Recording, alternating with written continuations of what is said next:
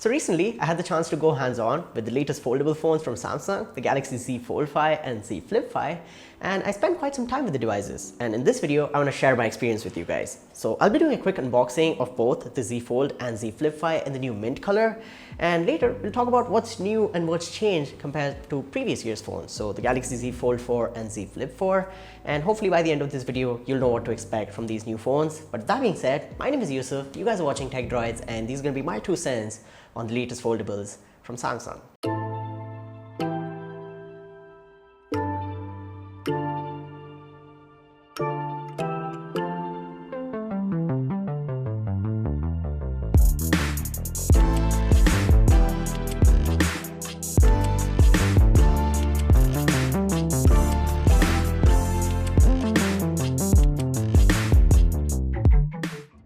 Now starting off with the unboxing, let's first unbox the Galaxy Z Fold 5, and there's one change that you might notice.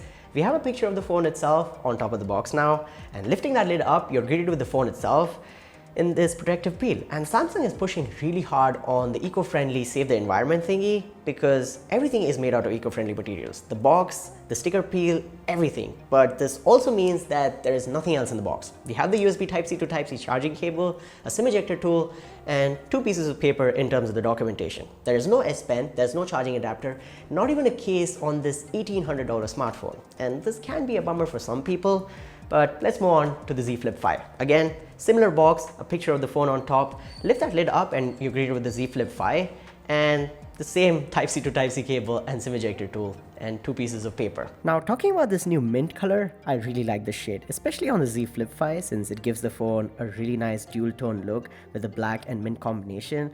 And overall, on both phones, it's very aesthetically pleasing, and a fresh new color is always appreciated, and it handles fingerprints and smudges pretty good as well, since it doesn't really show them. Fingerprints and smudges are not very evident on this color. So yeah, that's your new mint color. Let me know in the comments down below what do you guys think. So that's the unboxing experience. Now talking with phones, starting off with the Galaxy Z Fold 5, not a lot has changed here. There's 3 major changes and a few minor ones, starting with the new processor. So both the Galaxy Z Fold 5 and Z Flip 5 get the upgrade to the latest Snapdragon 8 Gen 2 processor. And this is the Snapdragon 8 Gen 2 for Galaxy, so it's slightly higher clock speed compared to the usual 8 Gen 2 that's on other phones, which means that it's going to get you better performance compared to last year. It's also going to have slightly better battery life because the new chip is more efficient, and hopefully better camera quality. So overall, better photos and videos from the 2 new foldable devices. And that's the chip. Now the second major change is happening to the hinge of these new foldable smartphones. So both the Galaxy Z Fold 5 and Z Flip 5 get this new hinge treatment. And for the Z Fold 5, this new hinge is making it lighter, thinner, and overall giving it a more compact form factor. So the Z Fold 5 doesn't feel as chunky and as bulky as the Z Fold 4 from last year. And it's also lost some weight. It's 253 grams now. So Samsung has, done some refinements and shaved off some weight of the Z Fold 5. And when folded completely flat, the Z Fold 5 does not leave any gaps. And this is the coolest feature in my opinion, and the biggest upgrade, the new hinge. And Samsung is achieving this by having less moving parts, inside the hinge mechanism. And they're also using the Armor aluminum material, which they've marketed a lot. And it seems to be more durable to daily wear and tear, and I like it. I'm all in for a really good hinge, which improves the user's experience. And the Z Fold 5 is now 13.4 millimeters in terms of the thickness when folded completely flat, compared to the 15.8 on last year's Z Fold 4.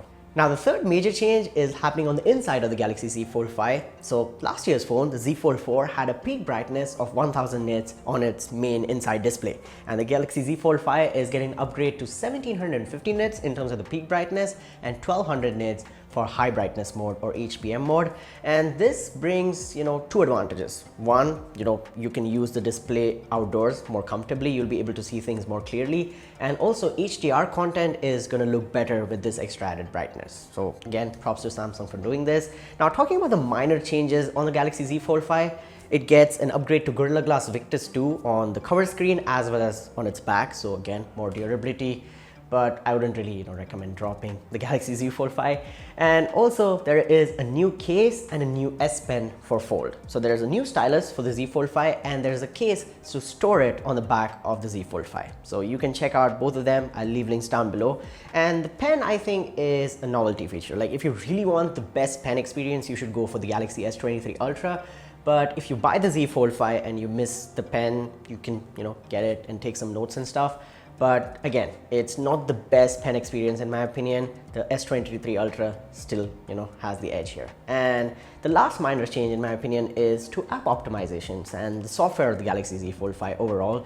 You can now have more apps in the dock. It'll show you, 4 of your last used apps. And also there is optimizations to apps like Instagram and YouTube when in different orientations. So it's just using the screen real estate in a better way. And that kind of ends all the changes in Galaxy Z Fold 5. Now on the flip side, and no pun intended, talking about the Galaxy Z Flip 5, you get a bigger cover screen here. It's 3.4 inches now compared to the 1.6 from last year. It's 720 into 748 in terms of the resolution, and it's a Super AMOLED display. It's not high refresh rate or high brightness or anything like that, but it's a good cover screen, and I think it adds to the overall experience. You no longer have to open the phone to check basic stuff like your notifications, the weather, to check the time, or pick a call or something like that. All of the info is on the cover screen, and there is a bunch of widgets. You can add and remove widgets according to your own preference. Some of the apps that you install on your phone will also bring their own widgets, and I think developers are working on getting new widgets for their apps, so expect all popular apps to bring their own widget. And I really like this feature since it brings you all the quick info on the cover screen, and you don't really have to keep opening the phone again and again, although you'd want to because you bought the Galaxy Z Flip 5 to fold and unfold. But I really like this cover screen. And the Z Flip 5 also gets the upgrade to the Snapdragon 8 Gen 2, so better performance, better battery life, and also better cameras. But other than that, nothing really is changing in terms of the hardware. Everything else remains the same. It also gets the upgrade to Gorilla Glass Victus 2 on its back as well as the cover screen. And also worth mentioning is that the Galaxy Z Flip 5, now when folded, is 15.1 millimeters in terms of the thickness compared to 17.1 on last year's Galaxy Z Flip 4. And that's about it. Those are all the changes that are happening to the foldable phones from Samsung this year. And I'm kind of underwhelmed, to be honest. I was expecting more exciting stuff, like bigger batteries, and I was also hoping to see better cameras, to be honest. Here are some camera samples from the Galaxy Z Flip 5 and Z Fold 5. I don't really see a major jump in quality compared to last year, even though there is a newer processor.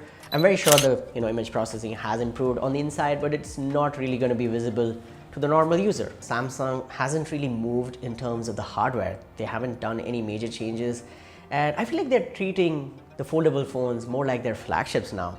Just like every year there's a new S series device with small incremental upgrades to the performance, to the cameras, maybe some design changes. And although the S series is great and all, but there has to be some excitement. Like with the foldable phones, this is Samsung's opportunity to show the latest and greatest in tech, to show what they're really working on. All their innovations, all their revolutions in technology have to be evident in this foldable series. But they aren't really, changing anything major. Like, I'm really disappointed in terms of the battery capacity and charging. The Fold 5 still has the 4400 mAh battery, and the Flip 5 has the 3700 mAh battery.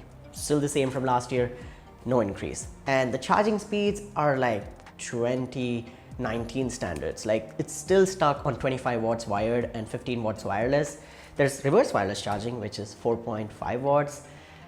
But the wired charging, I think, needs to improve. It's high time that Samsung improves their charging game. Although it's not a big deal breaker, it's still going to charge pretty decently. But other companies are doing 100 watts, 120 watts. I think Samsung can at least do 50 or 60 watts. And yeah, that's all I can say about the new foldables. That's everything that has changed. That's everything that's new. Also, let me know in the comments down below if you guys want to see a dedicated review on the Galaxy Z Flip 5 or Z Fold 5, or if you want to see a comparison between the two, I'd be happy to do that. But with that being said, that's pretty much it for this video. Like this video, subscribe to the channel, and hit the notification bell so you guys don't miss out on future uploads. Let me know your thoughts in the comment section down below. I'll be there replying to you guys. But with that being said, my name is Yusuf. You guys have been awesome. Stay awesome, keep smiling, and I'll catch you guys in the next one. Peace out.